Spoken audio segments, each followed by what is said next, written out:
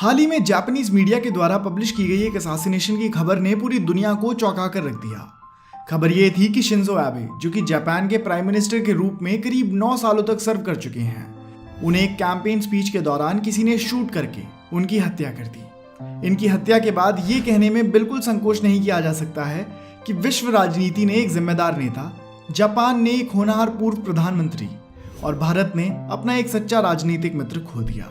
और बिल्कुल आज की इस वीडियो से हम इस वर्ल्ड फेमस लीडर की पर्सनल लाइफ के अलावा इनके पॉलिटिकल करियर के बारे में भी विस्तार से जानेंगे। तो आइए इनकी कहानी शुरू करते हैं।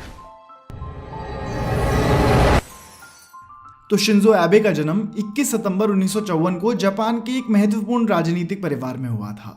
इनके पिता शिंतारो एबे जापान के लीडिंग पॉलिटिशियंस में से एक थे, जो 1958 से 1991 तक हाउस ऑफ रिप्रेजेंटेटिव्स के मेंबर रहे और इस दौरान इन्होंने chief cabinet secretary, ministry for international trade और मिनिस्ट्री फॉर फॉरेन अफेयर्स जैसे डिपार्टमेंट्स में सर्व किया।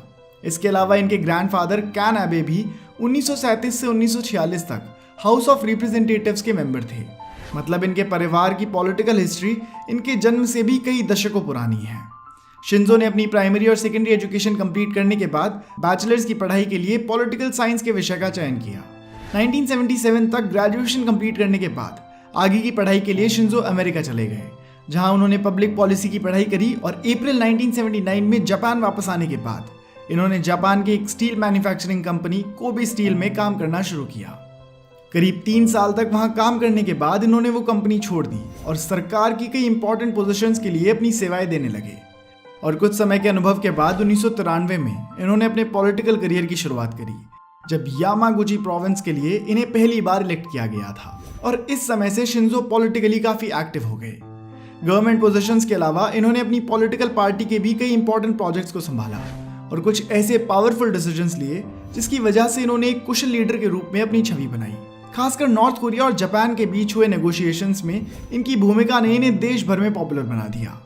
पार्टी में इनकी भूमिका को देखते हुए साल 2006 में इन्हें लिबरल डेमोक्रेटिक पार्टी के प्रेसिडेंट के रूप में इलेक्ट किया गया और इसी साल इन्हें जापान के प्राइम मिनिस्टर के रूप में भी चुन लिया गया। प्राइम मिनिस्टर के रूप में अपने पहले टर्म में शिंजो ने जापानीज बजट को बैलेंस करने के लिए कुछ महत्वपूर्ण कदम उठाए।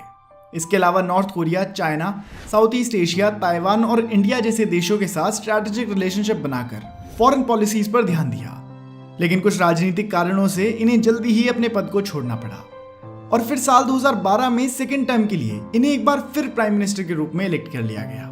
इस टर्म में भी शिंजो ने इकोनॉमिक पॉलिसीज पर ही सबसे ज्यादा ध्यान दिया, जिसमें विशेषकर मॉनेटरी और फिस्कल पॉलिसी पर फोकस रखा गया था। फिर 2014 में तीसरी बार इन्हें प्राइम मिनिस्टर के पद के लिए इलेक्ट किया गया, जिसमें इन्होंने जापान यूएस अलायंस पर विशेष ध्यान दिया, जिसे अलायंस ऑफ होप भी कहा गया। इसके साथ शिंजो एबे ने Indian prime minister Narendra Modi के साथ भी दिसंबर 2015 में एक डील साइन करी थी, जिससे इंडिया और जापान के बीच अच्छे राजनीतिक रिलेशंस बनने लगे थे। शिंजो एबे खुद एक पावरफुल लीडर होने के साथ साथ Donald Trump, Barack Obama, Vladimir Putin और शी जिनपिंग जैसे दूसरे लीडर्स से भी इनकी अच्छी मित्रता थी। इसके बाद साल 2017 में चौथी बार इन्हें जापान के प्राइम मिनिस्टर के रूप में इलेक्ट किया गया और काफी लंबे समय तक इस पद को सर्व करने के बाद अगस्त 2020 में इन्होंने रिटायर होने का फैसला किया। अपने कार्यकाल के दौरान इनके द्वारा किए गए कामों की वजह से इन्हें कई इंटरनेशनल और नेशनल अवार्ड से भी नवाजा गया। तो दोस्तों, ये तो थी शिंजो एबे की पॉलिटिकल लाइफ। वहीं अगर अब हम इनकी पर्सनल लाइफ की बात करें तो शिंजो ने एक जापानीज रेडियो डीजे आकी एबे को 1987 में अपना लाइफ पार्टनर बनाया था।